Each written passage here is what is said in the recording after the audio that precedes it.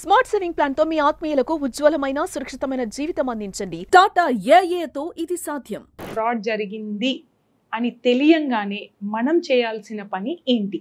1930కి call చేయాలి. ఇప్పుడు అట్లా కంప్లైంట్ చేసిన తర్వాత మళ్ళీ ఫిజికల్ కంప్లైంట్ అవసరమా, అవసరం లేదా? 99.9% అవసరం. మాక్సిమం ఇన్వెస్ట్మెంట్ ఫ్రాడ్స్ ఎక్కువైపోతుంటాయి. రీసెంట్గా మన అవర్ క్లయింట్ సిచ్యువేషన్ 45 డేస్లో it went up to 1.2 crores. Oh my god. Digital arrest అంటే ఏంటి అసలు? మరి డిజిటల్ అరెస్ట్ అనేది కంప్లీట్గా సైబర్ క్రైమ్ ఫ్రాడ్ పెట్టిన పేరు.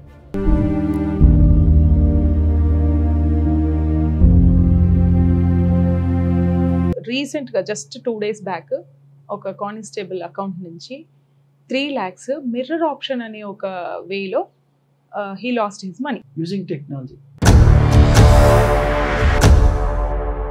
నమస్తే, వెల్కమ్ టు సుమన్ టీవీ. డబ్బులు ఎక్కడ దాచుకోవాలన్నా కష్టంగానే ఉంది. వీటిని ఎంత కష్టపడి సంపాదిస్తామో వాటిని దాచుకోవడానికి అంతకన్నా ఎక్కువ శ్రమ పడాల్సి వస్తుంది నిజం చెప్పాలంటే. ఎందుకు ఈ టాపిక్ చెప్తున్నాను అంటే, రీసెంట్గా చూసుకుంటే మనకి 3 లక్షలు ఒక పోలీస్ ఆఫీసర్ అకౌంట్ నుంచి మాయమయ్యాయి. సో సైబర్ క్రైమ్ అనేది రోజు రోజుకి సెకండ్ల కంటే ఫాస్ట్గా స్పీడ్గా డెవలప్ అవుతుంది. సో ఈ టాపిక్ గురించి మన సందేహాలని తీర్చడానికి అడ్వకేట్ ప్రశాంత్ గార్లపాటి గారు ఉన్నారు. నమస్కారం సార్. నమస్తే. సో ఫస్ట్, సైబర్ క్రైమ్ జరగంగానే, ఫ్రాడ్ జరిగింది అని తెలియంగానే మనం చేయాల్సిన పని ఏంటి? Cyber crime maybe first initially amount transfer కానీ, వాళ్ళ అకౌంట్ డబ్బులు పోవడం కానీ ఏం జరిగినా, అసలు సైబర్ క్రైమ్ రిలేటెడ్ ఏం జరిగినా ఫస్ట్ 1930కి కాల్ చేయాలి. 1930 it's a call centre related to cyber crime issues చేసి వాళ్ళకి ఎట్లాంటి ఫ్రాడ్ జరిగింది. సో ఏ ప్లేస్ వాళ్ళైనా సేమ్ నెంబర్, 1930 ఇక్కడికి ఇమీడియట్ డయల్ చేసి వాళ్ళకి problem, for example amount fraud జరిగిందా, లేకపోతే వాళ్ళ మొబైల్ కానీ, వాళ్ళ ల్యాప్టాప్ కానీ, వాళ్ళ రిలేటెడ్ ఇన్ఫర్మేషన్ ఏదైనా అన్ఆథరైజ్డ్ యాక్సెస్ అవుతుందా, లేకపోతే వాళ్ళ ఫోన్ ఏమైనా క్లోన్ అవుతుందా. ఓకే. సో ఈరోజు ఏమైపోయిందంటే ప్రతి ఒక్కరికి సోషల్ మీడియా ప్రజెన్స్ అనేది quite common. So digital gadgets use చేయకుండా ఉండలేరు. Right from UPI ID, Google పేకి వెళ్ళి మొదలు పెడితే ప్రతి ఒక్కటి online account, everything is online transfer. అంతే. సో ఈ ఫినాన్షియల్ ఫ్రాడ్లో ఫస్ట్ 1930కి చేస్తే NCRB అని ఉంటుందండి, national cyber crime reporting portal. So ఆ concern cyber crime police station వాళ్ళు ఆపరేట్ చేసి దాని మీద యాక్షన్ స్టార్ట్ చేస్తారు. ఫర్ ఎగ్జాంపుల్ ఒక 10 lakhs ఫ్రాడ్ జరిగింది. సో యూజువల్లీ ఇదంతా ఆన్లైనే కాబట్టి ఒక అకౌంట్ X అకౌంట్ నుంచి Y అకౌంట్ వెళ్తుంది. ఈ 1930కి ఫోన్ చేసి చెప్పడం వల్ల కన్సర్న్డ్ పోలీస్ డిపార్ట్మెంట్, ఆ సైబర్ క్రైమ్ డిపార్ట్మెంట్ అయితే ఉంటుందో దాన్ని ఈ X అకౌంట్ నుంచి, ఫర్ ఎగ్జాంపుల్ ఎవరైతే విక్టిమ్ ఉన్నాడో విక్టిమ్ అకౌంట్ నుంచి 10 లక్షలు సమ్ వేరే అకౌంట్కి పోయింది, ఆ ఫ్రాడలెంట్ అకౌంట్కి పోయింది.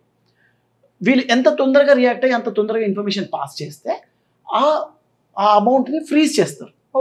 ఫ్రీజ్ అయిపోతుంది, ఆ అకౌంట్ ఫ్రీజ్ అయిపోతుంది.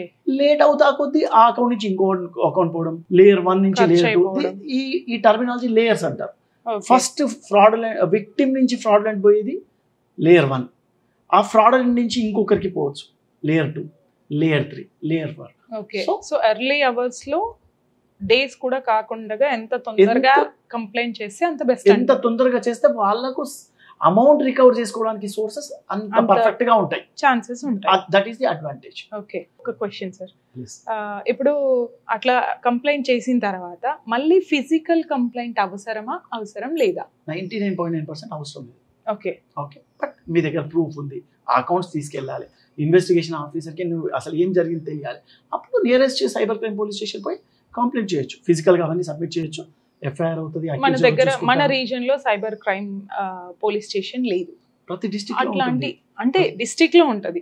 ఇమీడియట్ గా మీరు అన్నట్టుగా ఎర్లీ అవర్స్ లోనే కంప్లైంట్ చేయాలి అంటే సో నార్మల్ పోలీస్ స్టేషన్ ఉంటుంది. ఇమ్మీడియట్ అయితే కాల్ సెంటర్ కి చేస్తే ఇమ్మీడియట్ యాక్షన్ స్టార్ట్ అవుతుంది. ఓకే, పోయి కన్సర్న్ నియరెస్ట్ పోలీస్ స్టేషన్ లో పోయి కూడా కంప్లైంట్ చేసుకోవచ్చు. ఓకే. సో దీనికి మనకేమైనా కంప్లైంట్ నంబర్ కానీ మనం రిజిస్టర్ అయినాము అని తెలియడానికి మనకేమైనా మెసేజ్ కానీ మనకి ఏదైనా వస్తుందా రిప్లై?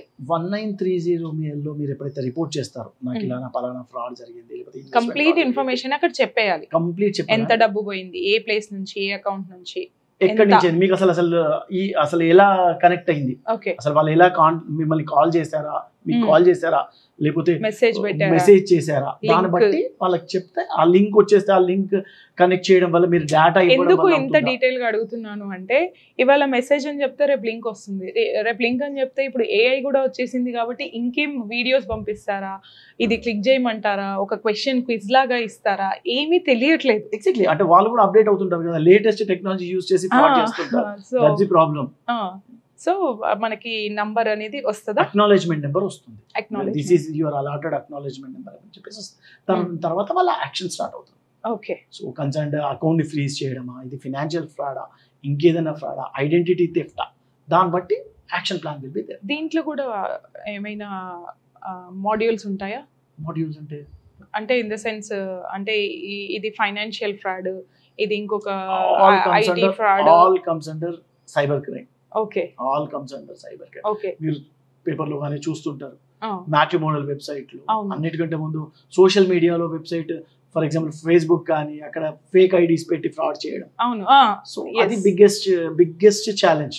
అలా కూడా ఫేక్ ఐడి యూజ్ చేస్తే, అంటే ఇప్పుడు మనం ఒక పని మీద మనము ఒక హాస్పిటల్ సెర్చ్ చేస్తున్నామా, మీరు అన్నట్టు మ్యాట్రిమోనియల్ సెర్చ్ చేస్తున్నామా, మనకు కావాల్సిన మనం ఏ ఇన్ఫర్మేషన్ ని సర్చ్ చేస్తున్నామో దాని రిలేటెడ్ గా కూడా మనకి లింక్స్ వచ్చే ఛాన్స్ ఉండొచ్చు కదా. 100%. అంటే ప్రతి link can be fraud link అని చెప్పలేము, but you should be aware. అంటే వాళ్ళకి తెలియాలి ఏది లింక్ చేస్తే, ఆ లింక్ టచ్ చేయడం వల్ల, ఆ లింక్ క్లిక్ చేయడం వల్ల ఏమవుతుందని తెలిస్తే దట్ విల్ యాడ్ వాల్యూ. మీరు ఇందాక ఒక ఎగ్జాంపుల్ చెప్తున్నారు.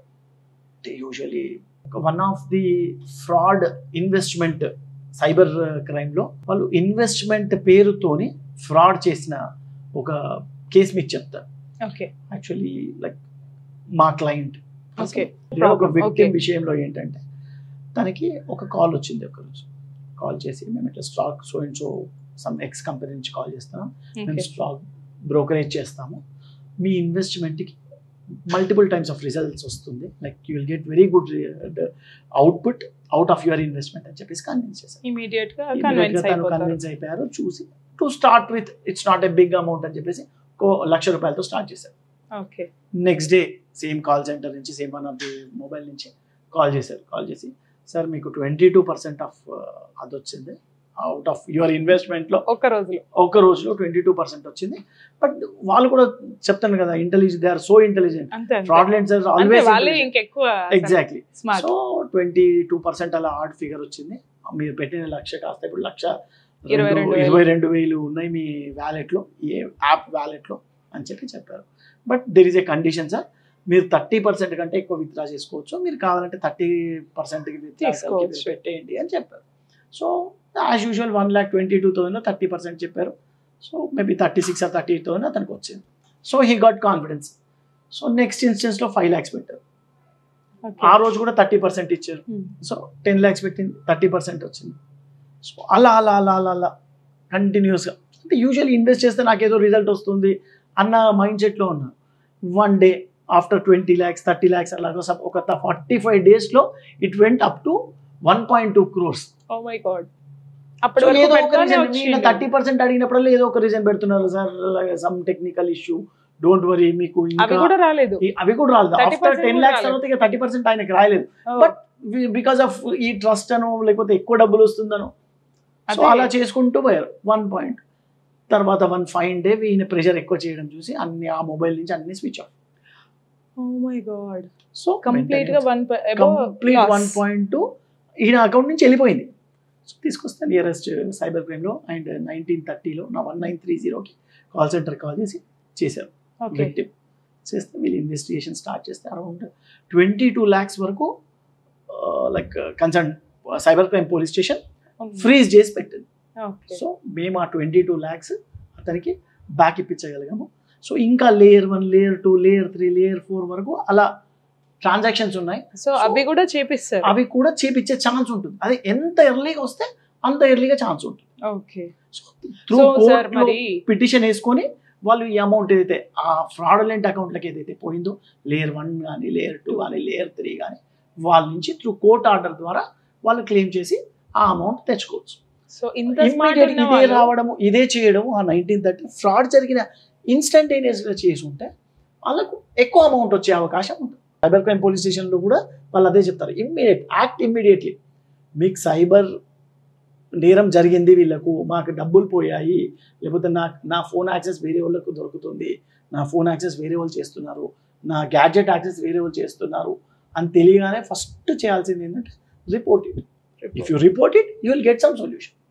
ఓకే. సో ఎట్లాగో సార్ ఇప్పుడు ఆ క్రైమ్ చేసి స్మార్ట్గా ఉన్నాడు, ఆ డబ్బుల్ని అందులో ఉంచే తెలివి తక్కువ పని అయితే చేయడు, ఇమీడియట్గా ట్రాన్స్ఫర్ చేసే ఛాన్స్ అయితే ఉంటుంది. ఎంత ఇమ్మీడియట్గా తీసుకుంటే అంత ఛాన్స్. ఓకే.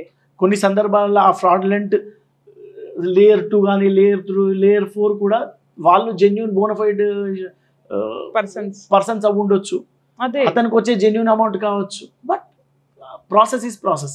అమౌంట్ వచ్చిన రూట్ కాస్ అయితే ఫ్రాడులెంట్ మనీ. సో అట్లా తెలిసి తెలియక లేయర్ 2లో కానీ లేయర్ 3లో కానీ ఉంటే వాళ్ళు కూడా క్రైమ్ అండర్ వాళ్ళు పోయి మళ్ళీ వాళ్ళు కోర్టులో చూపించుకోవాలి. వాళ్ళు ఏం ప్రూవ్ చేయాలంటే నాది బోనఫైడ్ ట్రాన్సాక్షన్, నాది జెన్యూన్ ట్రాన్సాక్షన్, నా డబ్బులు పలానా వ్యక్తికి ఇచ్చాను, ఇవి పలానా పర్పస్ కోసం ఇచ్చాను అని కోర్టుకు పిటిషన్ వేసుకుంటే అఫిడవిట్ పెట్టుకుంటే అది కోర్టు పరిశీలించి ఆర్డర్ ఇస్తుంది.